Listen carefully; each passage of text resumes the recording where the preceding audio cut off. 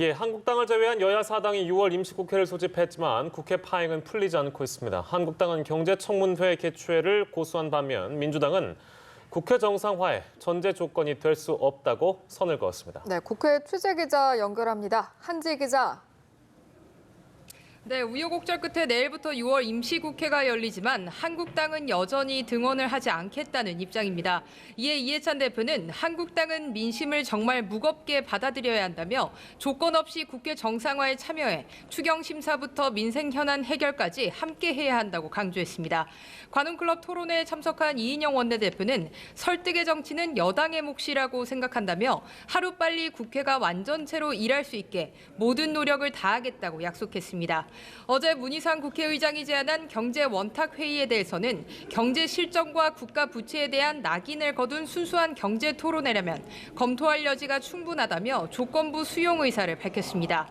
반면 한국당은 이틀째 정책의원총회를 열어 문재인 정부의 정책 때리기에 주력했습니다. 특히 한국당은 추경 필요성 검토를 위한 청문회나 문 의장이 제안한 토론회가 필요하다는 입장을 분명히 했습니다. 나경원 원내대표는 낙인은 야당이 찍는 게 아니라 국민이 찍는 것이라며 만약 국회의장이 여당의 요구에 따라 국회 본회의 일정을 잡고 국무총리 시정연설을 한다면 모든 국회 본회의에 대해 협조할 수 없다고 날을 세웠습니다.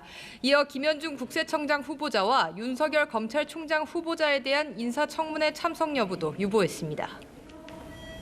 예, 오늘부터 상임위원회가 가동에 들어갔는데 이것 역시 반쪽짜리겠죠? 네, 그렇습니다. 국회 사법개혁특위가 전체 회의를 열었는데 한국당과 바른미래당이 불참하면서 패스트트랙 법안 처리 문제를 놓고 또다시 공방만 벌였습니다. 한국당 윤한홍 간사가 홀로 참석해서 검경 개혁 법안의 패스트트랙 지정 취소와 그에 대한 사과가 없는 한 사개특위 논의에 참석할 수 없다고 거듭 주장했기 때문입니다. 결국 여야의 공방은 30분 넘게 이어졌고 박상기 법무부 장관과 민감용 경찰청장이 출석한 가운데 검경 수사권 조정안과 정보경찰 개편 방안 등 사법개혁 현안과 관련한 보고와 질의가 이어졌습니다. 한편 바른미래당은 권은희 의원을 바른미래당 간사로 선임하는 건만 올라가 있고 검경 소위원장으로 선출하는 안건이 올라가 있지 않다는 이유로 회의에 불참했습니다. 김현준 국세청장 후보자 인사청문회 채택건이 다뤄질 기재위 전체 회의에는 한국당이 입장을 바꿔 불참했지만 여야 사당 위원들이 참석한 가운데 인사청문 계획서를 채택했습니다. 네, 그런가 하면 강원도 삼척항에 북한 어선이 정박해서 귀순한 것과 관련해 해상 경계 실패 논란이 불거졌는데 이와 관련해 합참이 국회를 찾아서 긴급 현안 보고를 진행했다고요? 네, 합참이 국회를 찾아 안규백 국방위원장에게 북한 어선 남하 사건 보고를 진행했는데요.